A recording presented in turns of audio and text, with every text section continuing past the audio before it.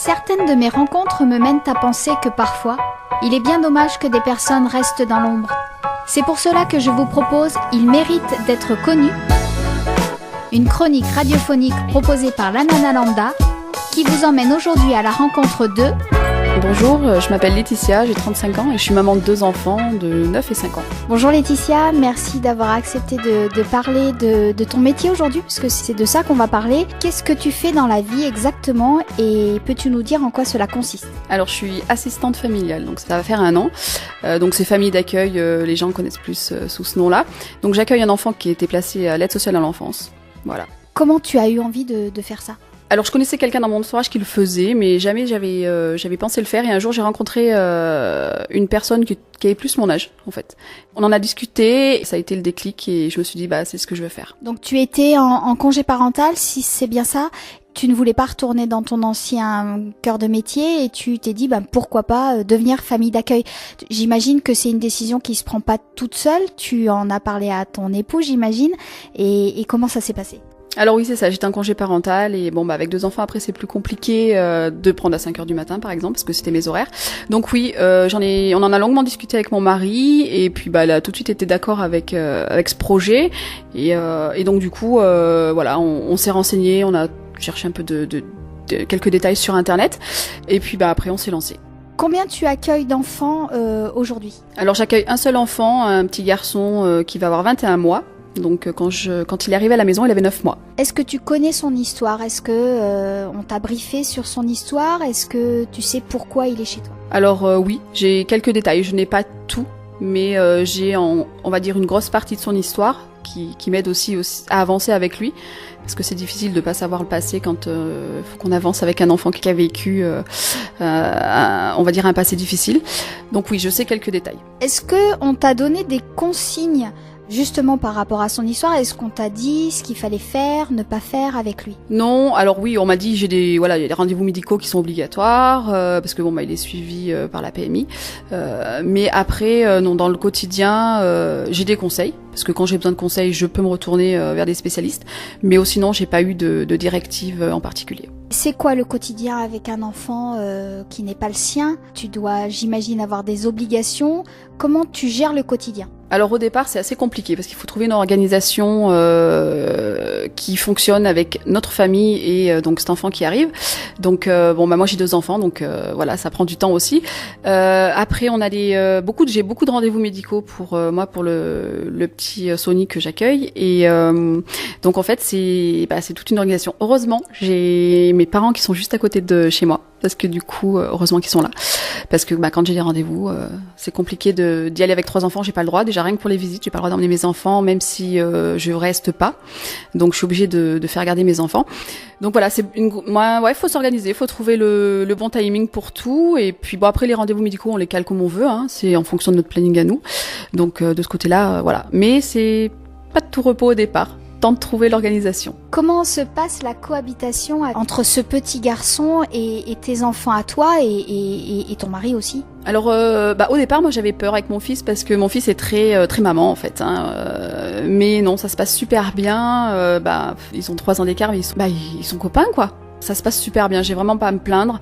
Après on a un suivi qui est mis en place pour la famille d'accueil pendant la première année, donc toutes les vacances scolaires, je suis allée voir une psychologue avec mes enfants et avec mon mari et la psychologue m'a toujours dit que j'avais des enfants d'accueil, donc du coup ça fait plaisir. C'est plutôt chouette.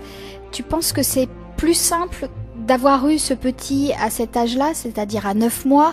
Est-ce que tu penses que ça aurait été plus compliqué pour tes enfants, en tout cas à toi, d'accueillir un petit garçon ou une petite fille plus vieux ? Pour moi, avoir un petit, c'est comme, je pense que beaucoup se le disent, c'est que c'est plus facile.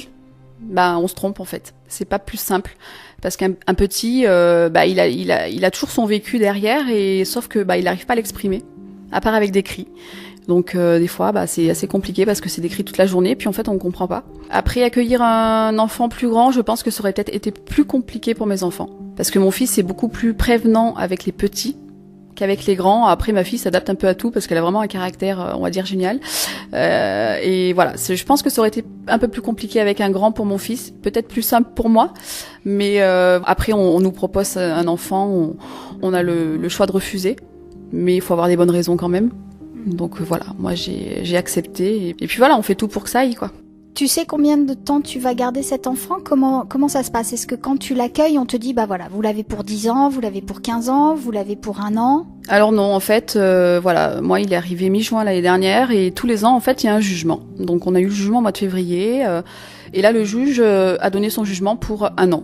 Donc il reste en famille d'accueil. Mais voilà, tous les ans il y a un jugement. Alors au maximum, le juge peut donner un jugement pour 2 ans, mais c'est souvent pour 1 an et donc tous les ans on va repasser en jugement pour savoir s'il reste avec moi ou s'il retourne avec ses parents. Donc tous les ans, tu risques de perdre cet enfant parce que j'imagine que on s'attache forcément à un enfant, quel que soit son âge. Quand on accueille un enfant, on se doit de l'aimer. Peut-être pas comme son propre enfant, mais justement, c'est quoi l'idée ? C'est vraiment de s'en occuper comme son propre enfant, de l'aimer comme son propre enfant. C'est quoi les consignes entre guillemets ? On n'a pas vraiment de consignes. Ils nous disent, ouais, on en a, mais après au niveau de l'attachement, on peut pas dire qu'on ne peut pas s'attacher. Mais par contre, voilà, faut bien faire comprendre, expliquer à l'enfant qu'on n'est pas ses parents, qu'il a des parents, que nous on est là pour l'aider, pour grandir, pour avancer dans la vie, mais que dans tous les cas il a ses parents.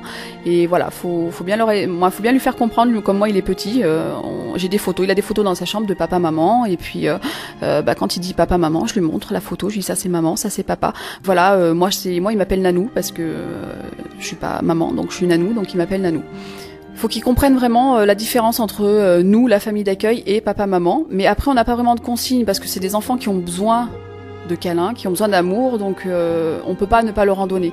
Moi je sais qu'à la maison il est considéré comme même au niveau câlin, au niveau consigne à la maison, c'est comme mes enfants quoi. C'est vraiment la même chose. Est-ce que tu appréhendes la séparation ? Oui, on appréhende toujours. Je vous avoue, la première fois où je l'ai emmené en visite avec ses parents, ça m'a fait quelque chose. Ça faisait 1 mois que je l'avais. Donc je me dis, si au bout de 10 ans il s'en va, ou même dans 2 ans, c'est sûr que ça sera une grosse cassure, ça fera un vide. Ça risque d'être très très compliqué. Mais bon après, je me dis que voilà, j'aurais fait le maximum pour lui, que je l'aurais aidé à grandir et que après, voilà, j'aurais fait mon maximum. On a peut-être des auditeurs qui se disent tiens, moi aussi ça me plairait d'être famille d'accueil. Qu'est-ce qu'il faut faire ? Quelles sont les démarches ? Alors pour être famille d'accueil, il faut assister à une réunion d'information qui se déroule au placement familial, donc c'est place Michel de l'Hospital à Clermont-Ferrand. Et donc en fait vous inscrivez et donc là il vous explique comment ça fonctionne. Donc en fait c'est une demande d'agrément un peu comme les assistantes maternelles. Sauf que du coup c'est assistante familiale. Donc après vous avez des rendez-vous à domicile avec une puéricultrice, une assistante sociale. Donc ces 2 personnes viennent chez vous à peu près 4 ou 5 fois pour des entretiens, demandent d'avoir la famille complète. Et vous avez des rendez-vous avec un psychologue sur Clermont, pareil avec la famille complète parce que du coup c'est un travail de famille quoi, d'équipe. Et donc voilà, du coup ça se passe comme ça. Ensuite vous avez une petite formation de 60 heures avant le premier accueil. Et une fois que l'accueil est en place, vous avez une formation de 240 heures obligatoire, qui peut être diplômante ou pas. Et celle-ci, en fait, vous évite de renouveler votre agrément tous les 5 ans. Vous avez votre agrément à vie. Est-ce que tu reviendrais en arrière aujourd'hui ? Non. Non. C'est pas facile, mais je suis très contente de faire ce métier-là. Bon, je te remercie beaucoup en tout cas pour ce témoignage et je te dis à bientôt. Merci à toi. Au revoir. En attendant de vous retrouver sur les ondes de Radio Coquelicot pour la chronique « Il mérite d'être connu », rejoignez-moi sur Facebook et Instagram et bien sûr sur mon blog lananalambda.fr.